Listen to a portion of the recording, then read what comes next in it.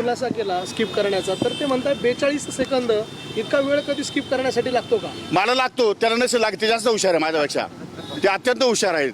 ते जास्त हुशार असल्यामुळे त्यांचा प्रॉब्लेम कमी आहे, मी कमी हुशार असल्यामुळे मला प्रॉब्लेम थोडा जास्त आहे. प्रश्न असा आहे, राजीनामा देण्यासारखं घडलं काय? राजीनामा देण्यासारखं घडलं काय?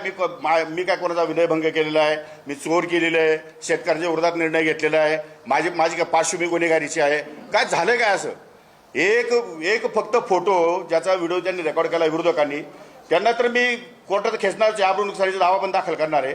मी आता माननीय मुख्यमंत्री, माननीय उपमुख्यमंत्री, माननीय सभापती आणि माननीय अध्यक्ष विधानसभा या चौघांनाही लिखित पत्र देणार आहे. या संपूर्ण प्रकरणाची सखोल चौकशी होण्याची आवश्यकता आहे. त्यामुळे माझ्या पत्राच्या आधारे आपण चौकशी करावी. जर मी ऑनलाईन रमी खेळत असेल आणि मी जर दोषी सापडलो तर नागपूरच्या अधिवेशनामध्ये उपमुख्यमंत्री किंवा मुख्यमंत्री दोघांपैकी कोणी एकाने निवेदन करावं. त्या क्षणाला न थांबता मंत्री आणि उपमुख्यमंत्री आणि मुख्यमंत्र्यांना न भेटता राज्यपालाकडे जाऊन मी माझा राजीनामा सादर करेन.